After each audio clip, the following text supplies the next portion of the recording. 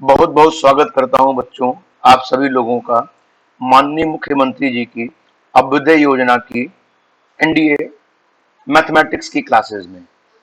बच्चों, last term पर हम लोगों ने जो अपना डिस्कशन स्टार्ट किया था वो स्टार्ट किया था on sequences and series. Sequence क्या होती है, प्रोग्रेशन क्या होती है, अर्थमेटिक प्रोग्रेशन क्या होती है, इसका जनरल टर्म कैसे निकालते हैं, अगर सिलेक्शन ऑफ टर्म्स करने हो एपी में तो वो किस तरीके से फाइंड आउट किए जाते हैं, और हम लोगों ने किसी भी अर्थमेटिक सीरीज का सम निकालने का फार्मूला और उस पर कुछ बेस्ड प्रॉब्लम अपने लास्ट लेक्चर पे किए थे। बच्चों, आज हम लोग उसी चर्चा को आगे बढ़ाने वाले हैं। इसमें आज हम लोग डिस्कस करेंगे कि अगर किसी दो नंबर दिए हुए हैं, उनके बीच में एक अर्थमेटिक मीन या एक से अधिक अर्थमेटिक मीन रखना है तो उसका तरीका क्या होगा, अर्थमेटिक मीन और जो इंसर्शन किए जा रहे हैं नंबर, उनके बीच में रिलेशन क्या होगा, आज की क्लासेस में हम लोगों को यही सीखना है। तो बच्चों, हम लोग अपनी बात को आगे बढ़ा रहे हैं। तो सबसे पहला हम लोगों का जो डिस्कशन स्टार्ट होने वाला है वो है insertion of an arithmetic means between the two numbers. तो बेटा, हम लोग बात करने जा रहे हैं अबाउट दी अर्थमेटिक मीन।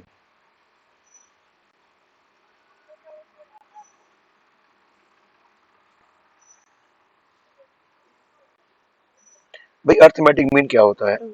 तो सपोज कर लो एक नंबर ए है और दूसरा नंबर बी है। अगर कोई तीसरा नंबर ए इस तरीके से इसके बीच में व्यवस्थित कर दिया जाए कि ए माइनस ए और बी माइनस ए दोनों ही इक्वल हो, मतलब कि 2a बराबर a प्लस बी हो, तो हम ये कहते हैं कि a is the arithmetic mean between a and b। मतलब बेटा a की वैल्यू कितनी आ गई, a प्लस बी बाई 2 आ गई।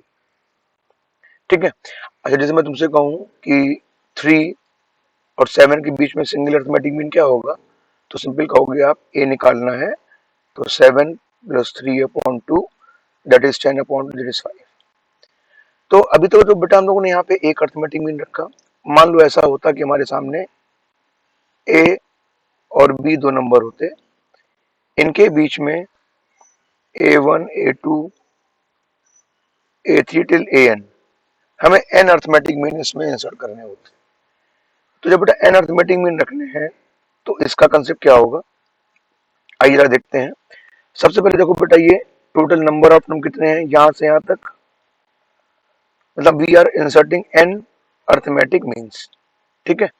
और ये एक टर्म ये और एक टर्म तुम्हारा ये, मतलब मेरे पास टोटल नंबर ऑफ टर्म जो ये दिए हुए हैं, दीज आर टोटल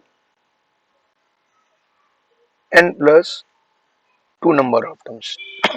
अब देखो, तो b बराबर कितना हो जाएगा, b बराबर हो जाएगा a plus n plus 2 minus 1 into D. देखो इससे क्या मिलेगा भाई, इससे मिलेगा b minus a upon n plus 1 बराबर डी। ये मिल गया, कोई दिक्कत तो नहीं इसमें।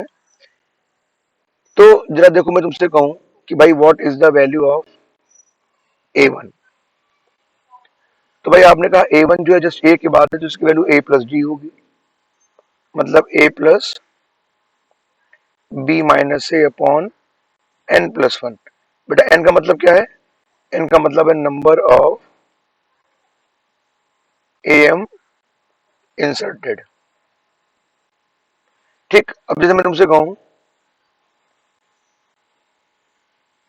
2 और 10 है, मैंने कहा इसके बीच में 3 अर्थमेटिक मीन रखो, मतलब a1 a2 और a3 निकालने हैं। कैसे निकाले जाएंगे भाई, तो इसका सबसे पहले तरीका हम निकालते हैं डी। डी क्या होता है बेटा, b minus A number of arithmetic means plus 1, ये फॉर्मूला होता है ना। तो कितना हो जाएगा, b माइनस ए माने 10 minus 2, number of arithmetic mean कितने हैं? 3 प्लस 1, 10 में 2 गया 8 अपॉन 4। कितने बेटा वैल्यू आ गई डी की? 2 आ गई। नाउ A1 क्या हो जाएगा? A1 जो होगा A प्लस डी हो जाएगा, मतलब 2 प्लस 2 4 हो गया। What is the value of A2? तो A2 जो होगा वो बेटा A प्लस 2D होगा। ये कितना हो जाएगा? A प्लस डी, ऑलरेडी 2 निकाला हम लोगों ने, 2 टू द 4, और A कितना है? A2, तो 6 आ जाएगा बेटा। What is the value of A3? तो A3 हो गया A प्लस 3D, तो फाइनल हो जाएगा 2 प्लस 6 दैट इज 8। तो 3 अर्थमेटिक मीन्स क्या हो गए? तो आप कहोगे there are 3 arithmetic means A1 A2 A3 are 4 6 and 8। तो जनरल बेटा फार्मूला क्या होता है एन का? एन का फार्मूला होता है A plus n into d, where n is the number of arithmetic mean inserted between the a and b। ठीक है ना? अब जैसे मैं तुमसे कुछ क्वेश्चन करने जा रहा हूं जो कॉम्पिटिटिव पॉइंट ऑफ व्यू से इंपॉर्टेंट है, उन पर जरा चर्चा करते हैं। दो क्वेश्चन बेटा तुम्हारा ये है कि the sum of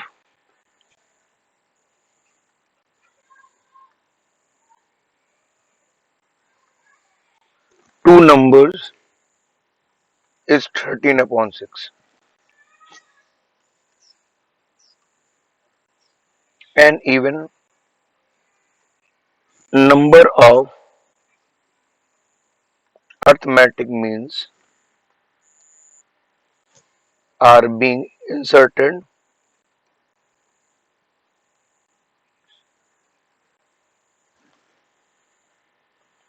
between them, and their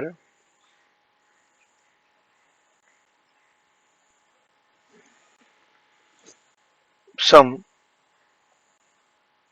exceeds their number by 1। ठीक है? Find number of AIIMS inserted. ठीक है? दो बड़ा सिंपल क्वेश्चन है बेटा इसमें। सम ऑफ टू नंबर इज 13/6, मतलब मान लो दो नंबर ए और बी हैं, तो अकॉर्डिंग टू क्वेश्चन ये a प्लस बी 13/6 दिया हुआ है। फिर क्या कहा जा रहा है? आपसे कह रहा है कि the number of sum arithmetic means जो है वो इंसर्ट किए जा रहे हैं बिटवीन दिस नंबर, और उनका सम जो है, तो मालूम मैंने बेटा यहाँ से A1 A2 और AN अर्थमेटिक मीन इसमें रखे। तो एक नंबर है A, दूसरा नंबर है B। हम लोगों ने बच्चों क्या रखा? A1 A2 टिल AN रख दिया है इसमें। अब अकॉर्डिंग टू क्वेश्चन क्या कर रहा है भाई? क्वेश्चन कह रहा है कि जो A1 plus A2 plus AN, इनका जो सम है वो अपने नंबर से, नंबर कितने बेटा? n से एक ज्यादा है, ये तो कह रहा है। लेकिन यहाँ पर एक बात बेटा ऊपर कही गई है कि an even number of M रखे गए हैं, तो इवन नंबर ऑफ एम रखे गए, तो यहाँ पे हमने इसको 2n मान लो, ये 2n हो गया। तो यहाँ पे an 2n, बेटा ऊपर even number of arithmetic mean रखे गए ना। अच्छा, यहाँ भी A1 plus A2 till A2n रखे गए हैं। ठीक है? मतलब ये टोटल नंबर जो बेटा दिया हुआ है वो इवन नंबर दिया हुआ है। ठीक है? अब जरा देखो बेटा, एक इसमें इंपॉर्टेंट प्रॉपर्टी होती है, जरा उसको जरा देख लो फटाफट। बेटा ये प्रॉपर्टी कहती है कि कभी भी जितने भी अर्थमेटिक मीन रखे जाएं, एन तक रखे गए, तो इसकी वैल्यू जो होगी बेटा वो n into single arithmetic mean के बराबर होती है। This is very important property, every student keep this result in his mind. अब देखो बेटा इसमें ये चीज कैसे हो रही है, जल्दी से देख लो बेटा। A1 का मतलब होता है A प्लस डी होता है, तुमको पहले बताया गया था अभी। A2 का मतलब A प्लस 2D, A3 का मतलब A प्लस 3D हो जाएगा, और लास्ट में AN का मतलब A प्लस ND हो जाएगा। जरा देखो A कितनी बार जुड़ रहा है? n बार, तो Na हो गया। D कॉमन ले लोगे तो 1 + 2 + 3 + n हो गया बेटा। डी का मतलब क्या होता है? b-a/n+1। ये तो पता ना अर्थमेटिक मीन में। और ये कितना हो जाएगा? ये सिग्मा n होगा। सिग्मा n की वैल्यू क्या होती है? n+1/2 ये होता है ना। ये n+1 कैंसिल हो गया। कितना आ गया? na+b-a/2 into n। तो क्या करो, n/2 कॉमन ले लो। तो कितना बचा? 2a बचा प्लस b-a बचा। कितना आ गया भाई? देखो n/2 a+b आ गया। इसको लिख सकते हो n a+b/2। और बेटा a+b/2 किसके बराबर होता है? तो आप कहोगे a के बराबर। तो na हो गया ना। तुमने क्या देखा? तुमने देखा a1 + a2 + an। मतलब n अर्थमेटिक मीन का सम निकालना हो तो number of arithmetic mean into a के बराबर होता है। अब ऊपर क्वेश्चन में क्या लिखा था बेटा? ऊपर क्वेश्चन में लिखा था a1 + a2 + a2n। ये 2n+1 के बराबर लिखा था क्वेश्चन में। तो इसका बेटा इसकी वैल्यू कितनी हो जाएगी? तो आप कहोगे इसकी वैल्यू जो होगी वो हो जाएगी नंबर ऑफ टर्म 2n।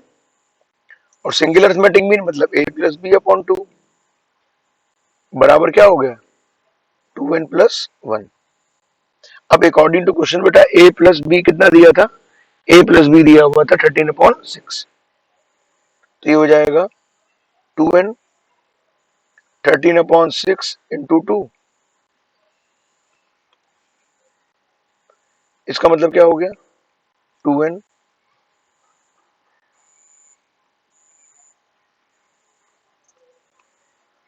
2 6 12 हो गया। मल्टीप्लाई कर दो, क्रॉस मल्टीप्लाई। तो 13n = 12n+6। n की वैल्यू कितनी आ गई बेटा? 6। इसका मतलब क्या हो गया? We have inserted 6 arithmetic means between a and b। ठीक है। क्वेश्चन आसान से लगा बेटा? अगर आसान से लगा है तो मुझे बताना। नेक्स्ट क्वेश्चन क्या है बेटा? नेक्स्ट क्वेश्चन कह रहा है कि एक an+1 b⁴n+1 अपॉन में a⁴n + b⁴n है। तो कह रहा है n की किस वैल्यू के लिए ये a और b के बीच का अर्थमेटिक मीन होगा। बहुत देखो सिंपल सी प्रॉब्लम है। अर्थमेटिक मीन होने के लिए ये कैसा होना चाहिए? a+b/2 होना चाहिए ना। बोलो। तो ये a+b/2 कैसे आ सकता है? अगर हम ऊपर देखो n बराबर 0 रख दीजिए। जीरो ऊपर रखो कितना आएगा?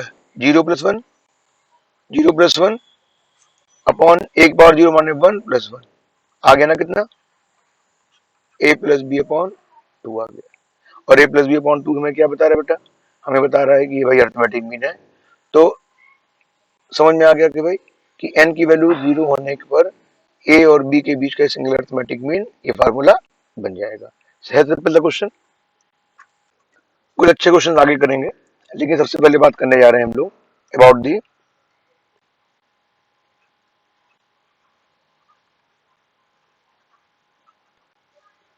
Properties of AP. बेटा एपी की प्रॉपर्टीज क्या है? तो पहली प्रॉपर्टी देखो, तुम्हें अपने आप समझ में आएगा, एग्जाम्पल के माध्यम से बता रहे हैं।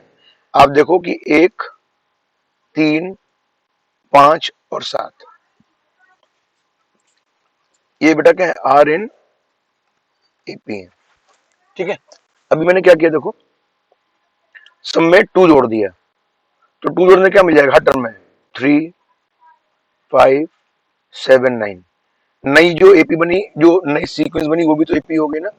इसका मतलब क्या हो गया बेटा कि अगर किसी भी एपी में अगर एक कांस्टेंट टर्म जोड़ दिया जाए तो रिजल्टेंट सीक्वेंस भी क्या होती है? एपी होती है।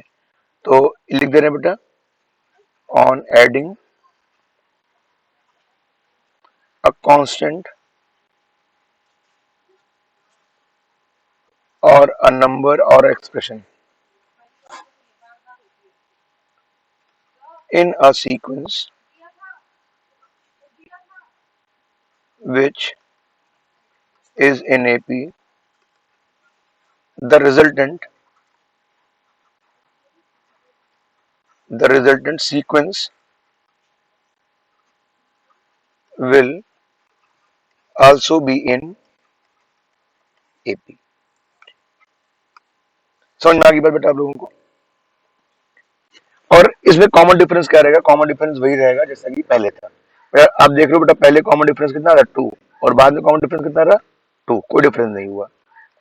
दूसरी बात बेटा देखो, जैसे मैं तुमसे कहूं 1 5 9 एपी में है, सब में से 5 घटा दो तो -4 0 4।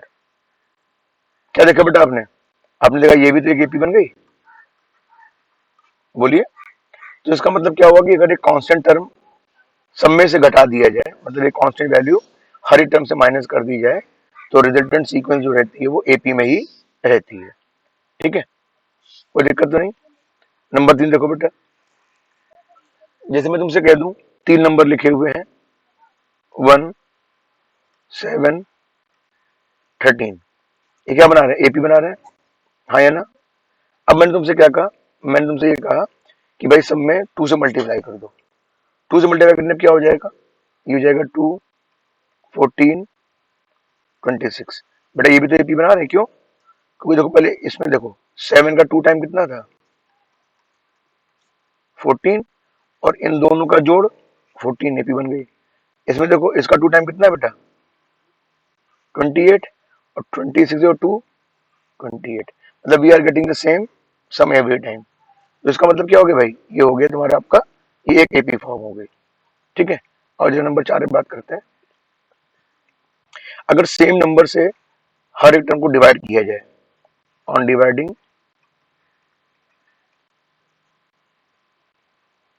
Each term by a constant value, the resultant sequence will also be in AP. ठीक है, कोई दिक्कत तो नहीं हो रही इसमें? समझ में आ गया अच्छे से? ठीक है, तो अब ये 4 प्रॉपर्टी समझ में आ गई। अगली बेटा प्रॉपर्टी देखो, प्रॉपर्टी नंबर 5। प्रॉपर्टी नंबर 5 तुमको एग्जाम्पल के माध्यम से बताऊं, जैसे लिखा हुआ है 1 3 5 7 एपी है, 2 4 6 8 एपी है, दोनों में नंबर ऑफ टर्म सेम है। जरा इनके टर्म्स को करस्पॉन्डिंग जोड़ दो। करस्पॉन्डिंग जोड़ने का मतलब फर्स्ट टर्म को फर्स्ट टर्म से, सेकंड को सेकंड से। ये कितना आ रहा है? 3 7 11 15। जरा देखो बेटा, 7 का ट्वाइस 14, 3 और 11 14, ये भी बन रही है। तो इसका मतलब क्या होगा कि अगर दो सीक्वेंसेस एपी में है और उनको आपस में सेम नंबर ऑफ टर्म है और दोनों को ऐड कर दिया जाए, तो रिजल्टेंट सीक्वेंस भी क्या होती है? एपी में होती है। बेटा सेम कहानी है माइनस करने पर। अगर माइनस कर देते मान लो, तो भी क्या मिलता है बेटा हमको? -1 -1 -1, ये भी क्या बन रही है? एपी बन रही है, जिसका कॉमन डिफरेंस क्या है? 0 है। तो दो sequences which have same number of term, they are adding और सब्ट्रैक्टिंग, और तो रिजल्टेंट सीक्वेंस भी क्या होगी? एपी में ही रहेगी। ठीक है ना? लेकिन हाँ, जरा ध्यान रखना कि अगर दो सीक्वेंसेस को मल्टीप्लाई करो करस्पॉन्डिंग टर्म्स को, तो एपी नहीं बनेगी। देखो जैसे बेटा ऊपर वाले क्वेश्चन में मल्टीप्लाई करते कितना आता है? 2 12 30 56, ये एपी नहीं है, आर नॉट इन एपी। बात समझ में आ गई? कोई कंफ्यूजन तो नहीं है? देखो बच्चों, अगली प्रॉपर्टी क्या है?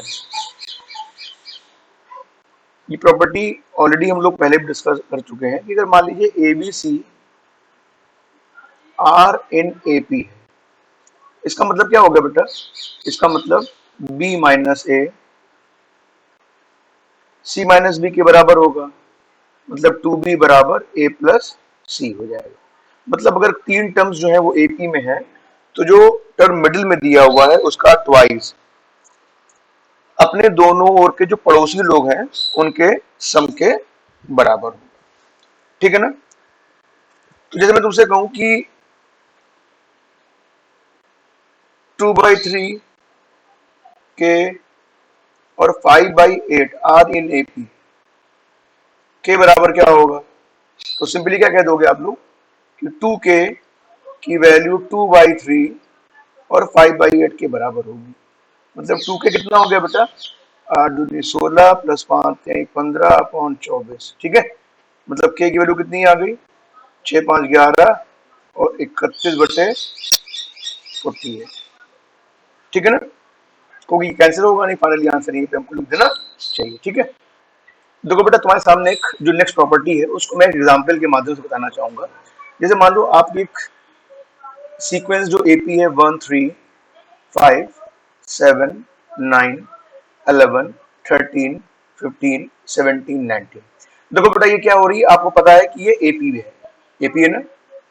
अच्छा जरा देखो, अगर मैं तुमसे कहूं कि भाई दूसरा टर्म ले लो, फिर एक छोड़ दो, फिर एक छोड़ दो, फिर एक छोड़ दो, फिर एक छोड़ दो, अब नई सीक्वेंस क्या हो जाएगी? 3 7 11 15 19। ये एपी में होगी नहीं होगी? यस एपी में होगी ना, होगी 14 और 11 3 14 30 11 19 30 एपी बन गई ना। तो आपने ये देखा कि भाई अगर रेगुलर इंटरवल्स के ऊपर कुछ टर्म कंसीडर किए जाएं, ठीक है, तो हम लोग क्या कह सकते हैं कि वो जो नई सीक्वेंस मिलेगी वो भी क्या करेगी? एपी फॉर्म करेगी। ठीक है, बात समझ में आ गई नहीं आ गई? चलो कुछ अच्छे अच्छे क्वेश्चन कर लेते हैं इसके ऊपर। तो बेटा सबसे पहला क्वेश्चन तुम्हारे सामने आ रहा है कि अगर कहीं मान लीजिए लिखा हुआ है कि 5 to the power 1 plus x plus 5 to the power 1 minus x comma a by 2 25 to the power x plus 25 to the power minus x are three consecutive terms of AP दिए हुए हैं। क्या करना है भाई? हम लोगों को जो पैरामीटर a है इसकी वैल्यू को फाइंड आउट करना है। ठीक है ना, ये है बेटा क्या? AP में दी है। तो सिंपल बात है बेटा, इसका 2 टाइम क्या होगा? 2a हो जाएगा, मतलब a हो जाएगा। ये हो जाएगा 5 इंटू 5 की power x plus 5 into 5 to the power minus x plus 25 मतलब 5 की पावर 2x और 5 to the power minus 2x। अब देखो भाई क्या करना चाहिए आगे, इसे लिखेंगे, इसे लिखेंगे a इक्वल्स टू, बेटा 5 कॉमन ले लो पहले इसमें, तो ये जाएगा 5 to the power x plus 1 upon 5 to the power x plus 5 to the power 2x और 1 upon 5 to the power 2x। अच्छा अब जरा देखो बेटा, ये दोनों ही पॉजिटिव वैल्यूज हैं, है ना। जब दोनों बेटा पॉजिटिव वैल्यूज हैं तो हमेशा इसकी वैल्यू क्या होगी? मोर देन और इक्वल टू 2 होगी। मानते नहीं मानते हो? क्यों? तो आपके मन में आएगा कि ये वैल्यू 2 से बड़ी कैसे है। वैसे मैं तुमको यही बता दूं कि ये भी वैल्यू जो होगी वो मोर देन और इक्वल टू 2 होगी। अब आपके मन में आएगा सर आपने ऐसा कैसे कह दिया भाई? तो देखो तुम्हें ये बात पता है ना कि अर्थमेटिक मीन हमेशा ज्योमेट्रिक मीन से ग्रेटर या इक्वल होता है।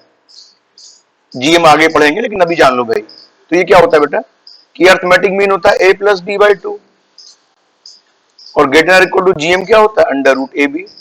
तो देखो बेटा यहाँ पे a, एक बात ध्यान रखना है कि a और b दोनों ही पॉजिटिव होने चाहिए।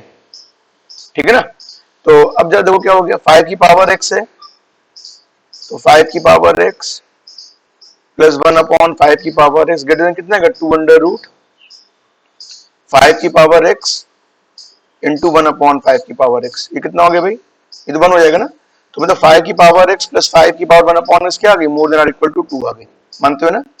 ठीक इसी तरीके से ये भी बेटा 2 से बड़ा हो जाएगा। तो मैं तुमसे कहूं कि भाई ये जो वैल्यू है 5 टू द 10 10 और 2 12, मतलब ये जो आरएचएस है, आरएचएस जो दिया हुआ है आपके क्वेश्चन में, इसकी वैल्यू मोर देन और इक्वल टू 12 होगी। और आरएचएस है किसके बराबर? ए के बराबर। तो हम ये कहेंगे कि भाई ए की वैल्यू जो है मोर देन और इक्वल टू 12 होगी। समझ में आ गई बात ये? देखने में क्वेश्चन थोड़ा आसान लग रहा था, लेकिन इसमें इनइक्वालिटी का यूज होना था, क्योंकि ऐसे वो सॉल्व नहीं हो पाता। ठीक है, कोई कंफ्यूजन तो नहीं बेटा इसमें? अच्छे समझ में आ गया है? देखो बेटा अगला क्वेश्चन क्या है तुम्हारा। अगला क्वेश्चन तुम्हारा ये कह रहा है कि log 2 at the base 5 log 2 to the power x minus 3 at the base 5 और log base 5 दिया हुआ है 17/2 plus 2 to the power x minus 1, ये एपी में दिए हुए हैं। किसमें दिए भाई? एपी में दिए हुए हैं। और आपसे कहा क्या जा रहा है? आपसे कहा जा रहा है कि भाई x की जो पॉसिबल वैल्यूज हैं उनको बताना है आपको। ठीक है, वैसे क्वेश्चन बेटा जो है वो एग्जाम में पूछा गया था, the value of x, 4 option दे दिए गए थे और दो तरीके से प्रॉब्लम पूछी जा सकती है, एक में वैल्यू ऑफ x निकालने के लिए और एक में फिल इन द ब्लैंक्स भरने के लिए कि भाई टोटल में कितने नंबर ऑफ वैल्यूज x की सेटिस्फाई करेंगे इसको। तो भाई सिंपल कंसेप्ट क्या है बेटा? कंसेप्ट ये है कि ये तीनों चीजें 1, 2 और ये 3 तीनों चीज किसमें? एपी में। मतलब 2 into log 2 to the power x minus 3 at the base 5, क्या होगा बेटा इन दोनों में?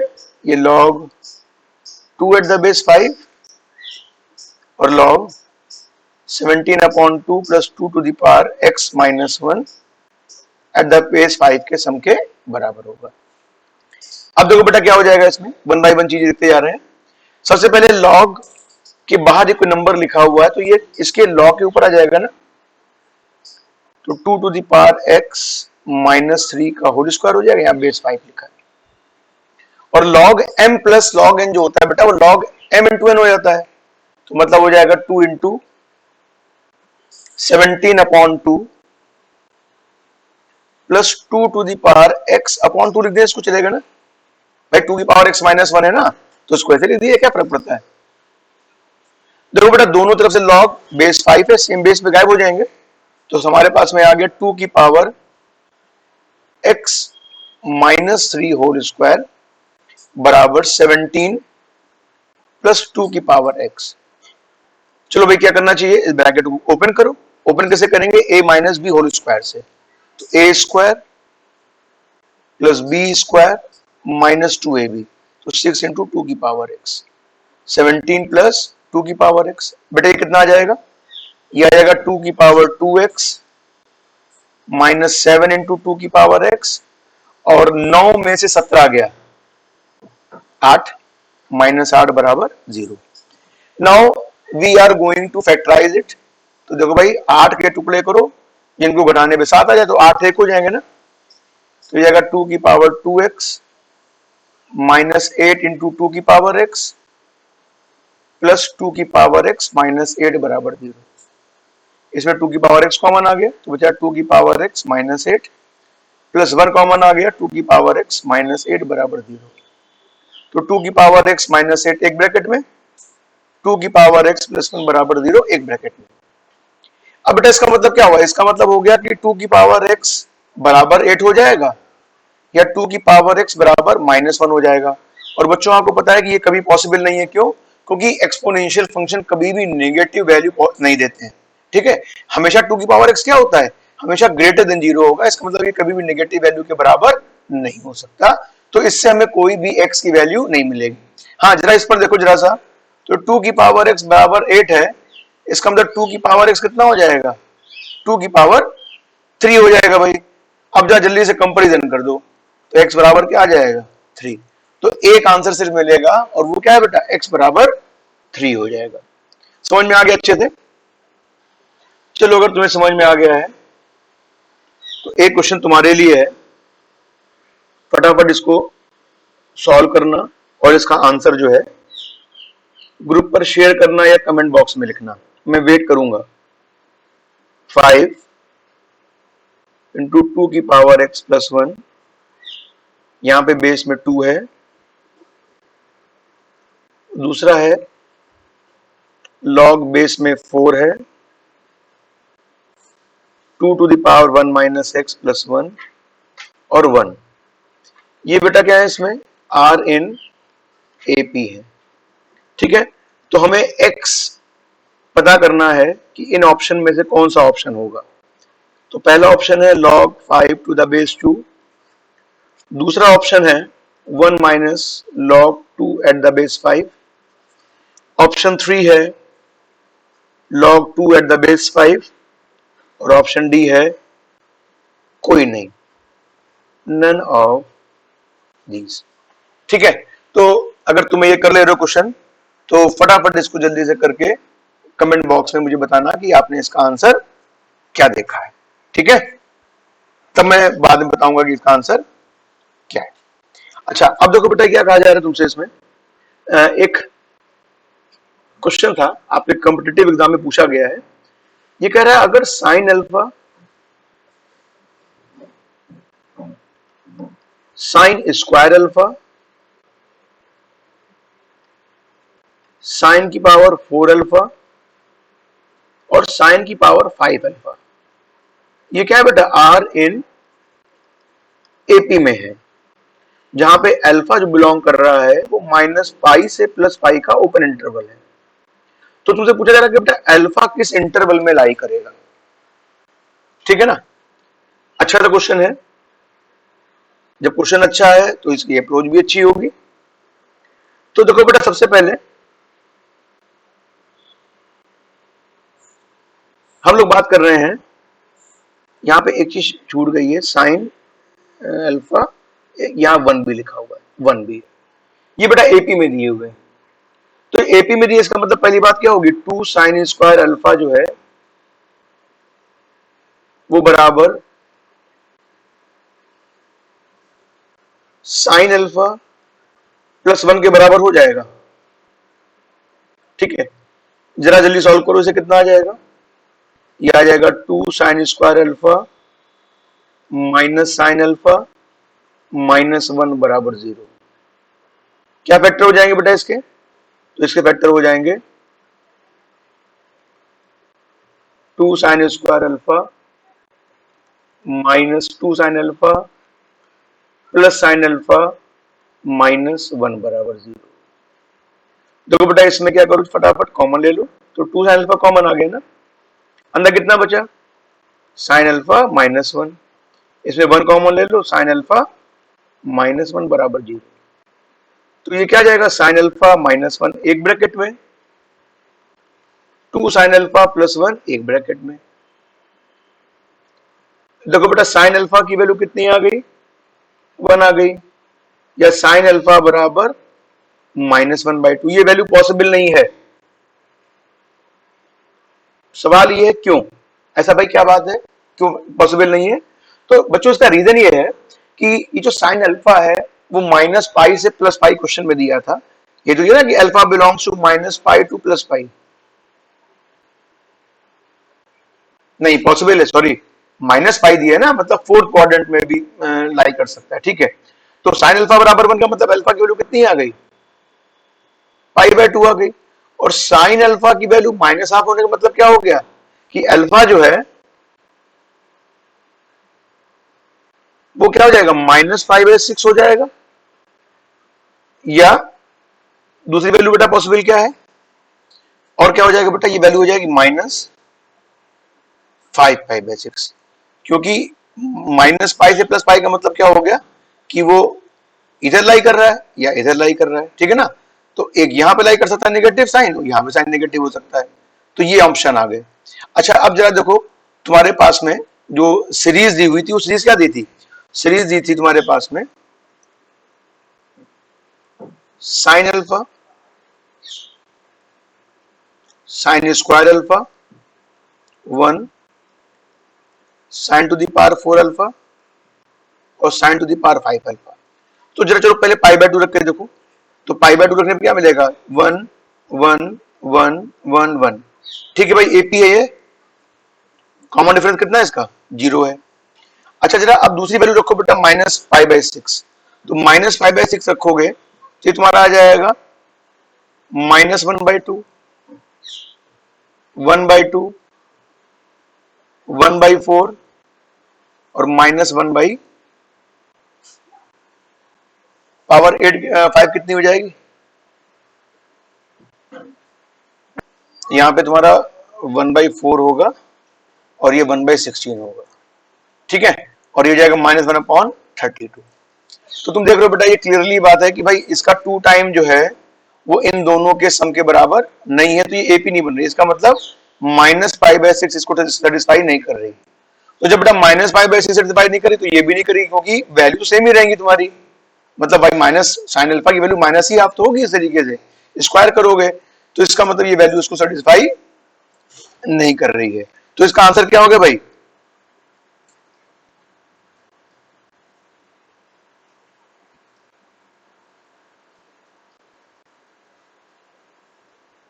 इसका आंसर हो गया x की वैल्यू या अल्फा की वैल्यू π/2 होंगी, ठीक है ना? कोई दिक्कत तो नहीं इसमें किसी को? बेटा अगला क्वेश्चन है कि x y z जो है वो 0 के बराबर नहीं है और they all are in AP, ठीक है। साथ ही साथ लिखा है tan inverse x, tan inverse y, tan inverse z, ये भी एपी में दिए हुए हैं। तो 4 ऑप्शन दिए हैं तुमको कि x बराबर y बराबर z, ऑप्शन बी दी है एक्स वाई बराबर वाई जेड, ऑप्शन सी दिया हुआ है एक्स स्क्वायर बराबर वाई जेड और ऑप्शन डी दिया हुआ है जेड स्क्वायर बराबर एक्स वाई। तो चलो देखें बेटा कौन सा आंसर सही है। सबसे पहले एक्स वाई जेड एपी में दिए हैं, मतलब 2y बराबर एक्स प्लस जेड आपको दिया हुआ है। tan inverse X, tan inverse Y, tan inverse Z भी एपी में दिए हुए हैं। इसका मतलब क्या हो गया? इसका मतलब बेटा हो गया कि 2 tan inverse y tan inverse x plus tan inverse z के बराबर होगा, ठीक है भाई। इसका मतलब क्या हो जाएगा? 2 tan इनवर्स x का फॉर्मूला जानते हैं आप लोग, 2y upon 1 plus Y square. ये हो जाएगा tan inverse x plus z upon 1 minus x Z. ये tan इनवर्स दोनों तरफ लिखे हुए हैं, कोई इनइक्वालिटी यहाँ पर नहीं दी हुई है, तो सिंपली इसको हम इक्वेट कर देंगे। 2y अपॉन, यहाँ पे माइनस होता है सॉरी, 1 माइनस वाई स्क्वायर, ये हो जाएगा x plus Z upon 1 minus x Z. बेटा ऊपर आपने देखा था कि 2y जो है x प्लस जेड के बराबर, तो कैंसिल कर दो इसको फटाफट। तो कितना आ गया था? 1 माइनस एक्स जेड बराबर 1 माइनस वाई स्क्वायर, और ये क्या दे देगा? ये दे देगा कि वाई स्क्वायर बराबर एक्स जेड। और बच्चों आप आगे पढ़ोगे कि अगर ऐसी कभी कंडीशन होती है तो एक्स वाई जेड जो है वो आर इन जीपी। तो क्वेश्चन में भी कह सकते थे कि X Y Z in GP, Y Z X in GP वगैरह वगैरह, ठीक है ना? क्वेश्चन समझ में आ रहा है आप लोगों को बढ़िया तरीके से? बेटा अगली प्रॉब्लम तुम्हारे सामने है कि एक डिटरमिनेंट दी हुई है ए बी 2 बी सी 1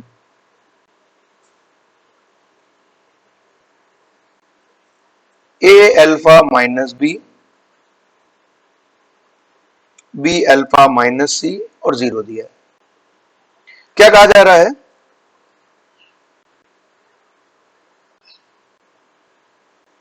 कि अल्फा जो है वो 1/2 के बराबर नहीं है। तो आपसे कहा जा रहा है भाई ए बी सी जो है वो किसमें है? Option A P, GP, HP और नन ऑफ दीज। बेटा एचपी का मतलब हार्मोनिक प्रोग्रेशन, जीपी का मतलब ज्योमेट्रिक प्रोग्रेशन और एपी का मतलब अर्थमेटिक प्रोग्रेशन, ठीक है। अच्छा जरा देखो इसमें बेटा क्वेश्चन को किस तरीके से अटेम्प्ट करना है। हमें एबीसी के बारे में पता करना है कि एबीसी कहां पर है, मतलब उनका जो नेचर है वो कैसा है, मतलब एपी फॉर्म कर रहे हैं या जीपी फॉर्म कर रहे हैं, क्या काम फॉर्म कर रहे हैं। तो देखो बेटा यहाँ पर तरीका क्या होता है, डिटरमिनेंट में हमेशा कोशिश करनी चाहिए कि मैक्सिमम नंबर ऑफ जीरोस को इंट्रोड्यूस कर लो और अपना काम बना लो। तो जरा C3 देखो बेटा, अगर C3 में एक ऑपरेशन लगाई पड़ रहा है, अगर हम C3 में चेंज कर दें C3 माइनस अल्फा C1 और माइनस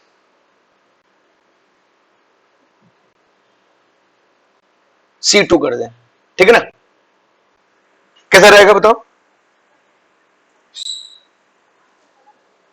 हाँ देखो भाई, इसके करने से फायदा क्या होगा भाई, देखो सोचो, इसका करने का फायदा ये होगा कि A B और 2 ऐसे लिखे रहे, B C और 1 ऐसे, लेकिन कुछ छेड़ा तो है नहीं बेटा। ये A अल्फा माइनस बी लिखा था, इसको मल्टीप्लाई किया A अल्फा और माइनस बी, जब ओपन करोगे तो जीरो आ जाएगा, यहां भी जीरो आ जाएगा, यहां बेटा कितना आएगा, माइनस में माइनस C3 तो जीरो है, तो माइनस 2 अल्फा और माइनस प्लस 1 आ जाएगा, ये तो आएगा ना, माइनस 2 अल्फा प्लस 1 रहेगा, ये बराबर जीरो के दिया हुआ है।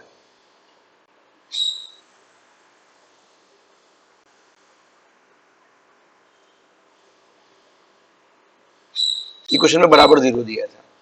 अब देखो बेटा, ये तो जीरो हो नहीं सकता, अगर ये जीरो हो जाता तो पूरी डिटरमिनेंट की वैल्यू जीरो आ जाती, तो कोई रिलेशन ही नहीं निकलता। Now what will we do, simply we will expand कर दें अलोंग C3, तो भाई क्या मिल जाएगा, जब C3 के अलोंग एक्सपेंड करेंगे तो आ जाएगा माइनस 2 अल्फा प्लस 1 एक ब्रैकेट में AC माइनस बी स्क्वायर बराबर जीरो। बेटा ये जीरो हो नहीं सकता, ऑलरेडी पहले दिया हुआ, तो AC बराबर कितना आ गया, बी स्क्वायर, और AC बराबर बी स्क्वायर क्या शो कर रहा है, AC बराबर बी स्क्वायर शो कर रहा है कि ABC आर इन GP। तो कौन सा ऑप्शन सही था बेटा, तो करेक्ट ऑप्शन इज बी। समझ में आ गई बात आप लोगों को? अगर आपको अच्छा लग रहा है तो कम से कम बताइएगा जरूर, अपनी फीलिंग्स को जरूर शेयर करिएगा कि आपको कैसा फील हो रहा है पढ़ के। देखो बच्चों, अगला क्वेश्चन तुम्हारा क्या है, तुम्हारा क्वेश्चन कह रहा है कि एक 3 नंबर हैं ए बी सी, ये जीपी में है, ठीक है ना, और ये भी खास साथ साथ दिया है कि ए बी सी की वैल्यू 4 दी हुई है। आपसे कहा जा रहा है कि what is the minimum value of B, क्या होगी ये आपको फाइंड आउट करना है, ठीक है। कुछ ऑप्शन दिए हुए थे, ऑप्शन ए दिया हुआ है 2 to the power 1/3, option B दिया है 2 to the power 2/3, option C दिया है 2 to the power 1/2, option D दिया हुआ है 2 टू द पावर 3/2। तो जरा देखो, सबसे पहले हमको जो इंफॉर्मेशन दी हुई है उस पर बात करने जा रहे हैं। एबीसी एपी में दिए हैं, मतलब 2b की वैल्यू a प्लस सी दी हुई है, ये बात जान लो। अच्छा, तुम्हें एबीसी दिया हुआ है तो तुम्हारे दिमाग में तुरंत आना चाहिए कि भाई a plus B plus C upon 3, माने 3 नंबर का अर्थमेटिक मीन हमेशा ग्रेटर देन और इक्वल टू होगा उनका ज्योमेट्रिक मीन। ये बात मुझे पता है, तुम लोगों को मैंने बताया था अभी जस्ट सिर्फ 2 क्वेश्चन पहले। तो भाई ये क्या दे देगा, ये हमें दे देगा a प्लस सी को लिखोगे 2b plus B upon 3 greater than और equal to cube root of ABC. कितना दिया बेटा, 4, ये क्यूब रूट है, कितना आ जाएगा भाई, ये आ जाएगा 3b और ये 3 कैंसिल हो जाएगा, तो b इज ग्रेटर देन और equal to 2 to the power 2/3। तो मैं तुमसे पूछूं मिनिमम वैल्यू कितनी होगी भाई, therefore minimum value of b is 2 to the power 2/3। बेटा अगला क्वेश्चन तुम्हारे सामने क्या है, अगला क्वेश्चन तुम्हारे सामने ये है कि an जो है ये जनरल टर्म ऑफ एपी है, ठीक है। A7 की वैल्यू दी हुई है 15, आपसे कहा जा रहा है कि A2 into A7 into A12, ये D की किस वैल्यू के लिए, for what value of D ये ग्रेटेस्ट हो जाएगा। ठीक है, तो जरा देखो बेटा, A7 तुम्हें 15 दिया हुआ है, मतलब A प्लस 6D की वैल्यू जो दी है वो आपको 7 दी हुई, सॉरी 15 दी हुई है। ठीक है, चलो जरा आप क्या करते हैं बेटा, पहले A2 का मतलब क्या होगा, A प्लस डी, A7 तो 15 दिया ही दिया हुआ है, और A12 कितना हो जाएगा, A प्लस 11D। ठीक है ना। देखो बच्चों, हम लोगों को एक्चुअल में डी की मैक्सिमम वैल्यू वो ग्रेटेस्ट वैल्यू निकालनी है, मतलब इस टर्म की, और हमें निकालना है कि डी की किस वैल्यू के लिए। इसका मतलब यहाँ पे ए को क्या करना चाहिए, ए को एलिमिनेट करना चाहिए, यही अप्रोच मिल रही है ना। तो बेटा ए की वैल्यू कितनी है, 15 माइनस, यहाँ देखो अगर मैं तुमसे कहूँ कि what is the value of A, तो आप कहोगे 15 माइनस 6D। चलो रखो यहाँ पे, भाई कितना आ जाएगा, 15 minus 6D plus D into 15 minus 6D plus 11D, ये कितना आ जाएगा भाई, तो आप कहोगे ये आ जाएगा 15 बाहर आ गया, 15 माइनस 5D और 15 प्लस 5D आएगा ना, तो आएगा 15, ये आएगा 225 माइनस 25D स्क्वायर, ये तो आएगा ना, 5 चाहे तो कॉमन ले लो और 25 कॉमन ले लो, तो 15 इंटू 25, ये जाएगा 9 माइनस डी स्क्वायर। अच्छा जरा मुझे बताओ जल्दी से फटाफट कि ये वैल्यू जो है ये मैक्सिमम कब होगी। तो आपके मन में आया कि सर मैक्सिमम तब होगी कि जब ये डिफरेंस जो है वो सबसे कम हो जाए, क्योंकि 9 माइनस डी स्क्वायर लिखा है ना, तो मिनिमम डी कितना हो सकता है, तो आप कहोगे मिनिमम डी तो यार 0 ही हो सकता है, क्योंकि भाई 0 के अलावा 1 रखो 2 रखो तो क्या हो जाएगा, वैल्यू बढ़ती चली जाएगी, तो मतलब यहां पर वैल्यू क्या होती है, घटती जाएगी। तो ये मैक्सिमम कब होगा, जबकि डी बराबर 0 हो जाए, ये तो है ना। तो अब ग्रेटेस्ट वैल्यू कितनी आ जाएगी, तुमसे क्वेश्चन में क्या कह रहा था, तुमसे क्वेश्चन पूछ रहा था कि डी की कौन सी वैल्यू के लिए A2 into A7 into A12 greatest होगा, तो ऑप्शन कितना आ गया, ऑप्शन हो गया आंसर की डी जो है वो 0 हो गया। ठीक है ना। चलो भाई अगले क्वेश्चन पे आते हैं फटाफट। बेटा अगला क्वेश्चन तुम्हारा क्या है, अगला क्वेश्चन कह रहा है कि साइड जो है वो ट्रायंगल की एपी में है, मतलब क्या हो गया कि अगर आपका ये ट्रायंगल बना हुआ है, इसका नाम है ए बी और सी, ये स्मॉल ए हो गई, ये स्मॉल बी, ये स्मॉल सी। तो अकॉर्डिंग टू क्वेश्चन क्या कह रहा है, ये कह रहा है कि ए बी सी जो है वो आपके एपी में है, A B C are in AP, मतलब 2b बराबर ए प्लस सी दिया हुआ है क्वेश्चन में। ठीक है ना। अच्छा अब इसमें कह रहा है, आगे क्वेश्चन में कह रहा है कि जो ग्रेटेस्ट एंगल है, ग्रेटेस्ट एंगल बराबर है 2 टाइम ऑफ लीस्ट एंगल। तो देखो बेटा ये समझ लो, अगर एबीसी एपी में दिए हुए हैं तो बी तो बेचारा बीच में है, तो ग्रेटेस्ट हो नहीं सकता है, तो ग्रेटेस्ट या तो ए होगा या ग्रेटेस्ट सी होगा। अब मान लो हम तुमसे कह रहे हैं कि सी जो है वो ग्रेटेस्ट है, तो आपसे कहा जा रहा है इसमें the ratio of the side of the triangle, मतलब we need to find the A is to B is to C, हम लोगों को फाइंड आउट करना है। भाई कैसे फाइंड आउट किया जाए, जरा सोचो, दिमाग लगाओ। तो देखो बेटा क्या करना चाहिए, इसमें 3 साइड दी हुई है एपी में, तो हमने क्या कि भाई मान लो एक साइड मान ली हमने ए माइनस डी, दूसरी मान ली ए, और तीसरी मान ली ए प्लस डी। ठीक है, तो अब दो क्या होगा बेटा, सबसे पहले बात समझो, आपसे कहा जा रहा है, इसी रूल को मैं फॉलो कर रहा हूं, तो बेटा इसका मतलब क्या हो गया, ये तुम्हारा लीस्ट हो गया और ये तुम्हारा क्या हो गया, ग्रेटेस्ट हो गया। ठीक है, तो जब लीस्ट ए माइनस जी जो है, मतलब ये तुम्हारा एंगल ए के सामने को होगी, बात कर रहे थे ना हम लोग, तो मैं कह सकता हूं कि जो एंगल ए है वो हो गया तुम्हारा लीस्ट।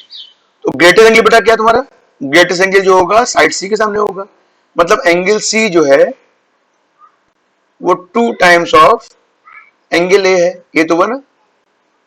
और ए प्लस बी प्लस सी कितना होता है बेटा, 180 डिग्री।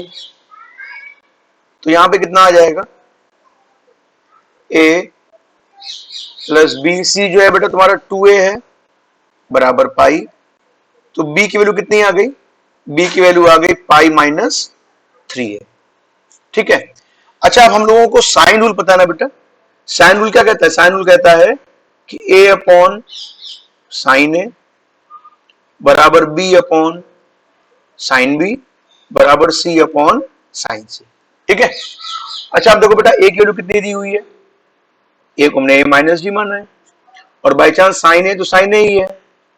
बेटा b कितना है, b तुम्हारा हम लोगों ने a माना है, साइन b का मतलब साइन पाई माइनस 3a, और साइन पाई माइनस थीटा कितना होता है बेटा, साइन थीटा होता है, तो 3a हो जाएगा। c अपॉन सी का मतलब हो गया a प्लस डी, ये किसके बराबर है भाई, साइन सी के बराबर। तो साइन सी मतलब साइन 2a के बराबर हो जाएगा। अब हमारे सामने ये एक 3 इक्वलिटीज दी हुई है, और इसको हमें सॉल्व करके ए बी सी में रेशियो माने मतलब a माइनस डी ए और a प्लस डी में रेशियो निकालना है। बेटा इसका मतलब क्या हो गया, इसका मतलब हो गया a माइनस डी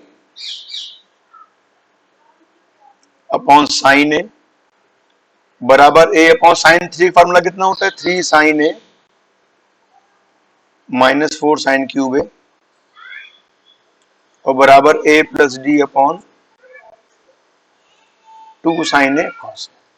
ठीक है।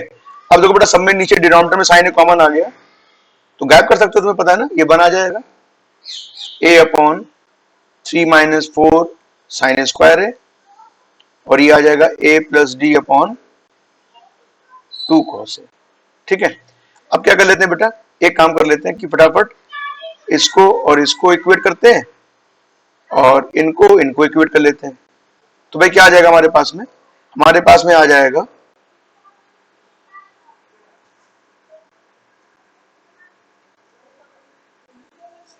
पहले a plus D upon a minus D जो हो जाएगा वो 2 कॉस से आ जाएगा, इसे क्वेश्चन वन मान लो।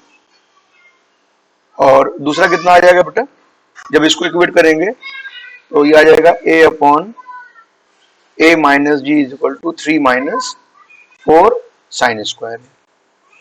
ठीक है। अब हमें क्या करना है, एक्चुअली में एंगल ए को रिमूव कर दो, क्योंकि हमें ए और डी में रिलेशन निकालना है।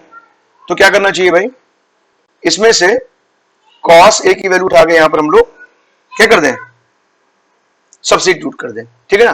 तो ये कितना आ जाएगा, देखो पहले देखो a upon a minus D, A है a minus D 3 minus 4 plus 4 cos square हो जाएगा ना, ये मतलब फाइनली कितना आ गया 4 cos square a minus 1 is equal to a upon a minus D.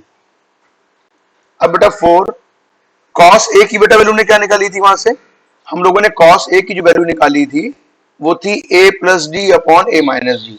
तो नीचे 4, तो ये कॉस स्क्वायर का बेटा कितना आ जाएगा, ये कॉस स्क्वायर हो जाएगा a plus D upon a minus D का whole square minus 1 is equal to a upon a minus D. ठीक है। ये तो कैंसिल हो गया तुम्हारा।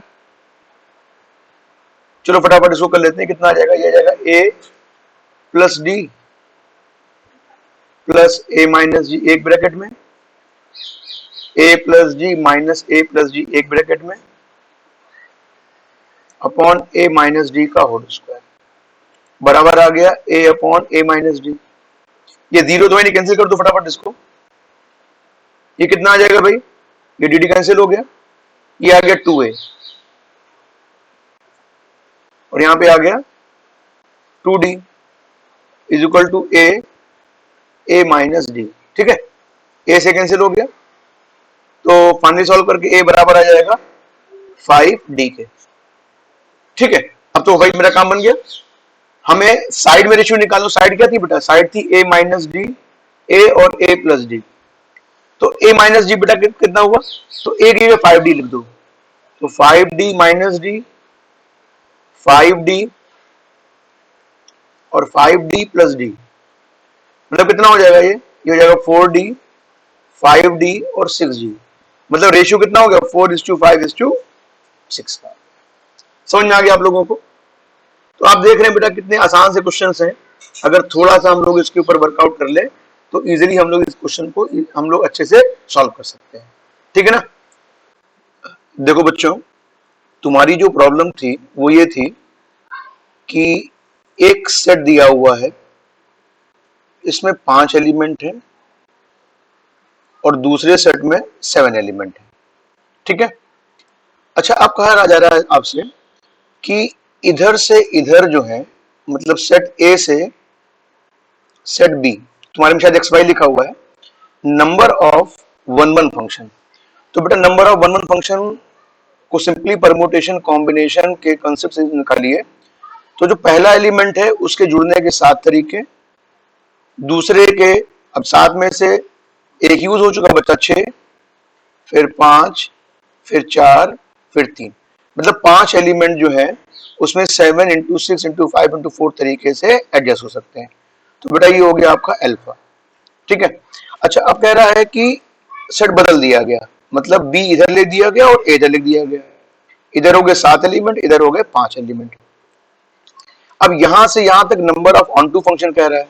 तो बेटा जो number of onto function होते हैं, इसका फार्मूला क्या होता है कि अगर मान लो इसमें m एलिमेंट लिखे हैं और इसमें n एलिमेंट लिखे हुए हैं, तो number of onto function का फार्मूला होता है समेशन ओवर r बराबर 1 से लेकर n तक -1 to the power n minus r NCR और into r to the power m। ठीक है। अब ये फार्मूला ध्यान कर लो, इसका प्रूफ कभी जब मौका लगेगा तुम लोगों को बताया जाएगा। तो देखो बेटा इसमें अब क्या होगा, अब समझना है मेरी बात को। तो इसमें number of onto function जो दिए वो बीटा दिए हुए हैं। ठीक है। तो फार्मूला क्या हो जाएगा बच्चों, हो जाएगा समेशन ओवर r बराबर 1 से लेकर n का मतलब कितना हो गया 5 -1 to the power n minus r, n minus r का मतलब कितना हो गया 5 माइनस r, NCR माने 5CR और r to the power m, m का मतलब 7। ठीक है। चलो भाई अब जरा देखो क्या होने वाला है, इसको जरा ओपन करो। तो जब इसको ओपन करोगे तो पहला टर्म मिलेगा, जब 1 रखोगे तो -1 की पावर 5 माइनस 1 जो है वो कितना हो जाएगा भाई 4 हो जाएगा। ठीक है। तो जब 4 हो जाएगा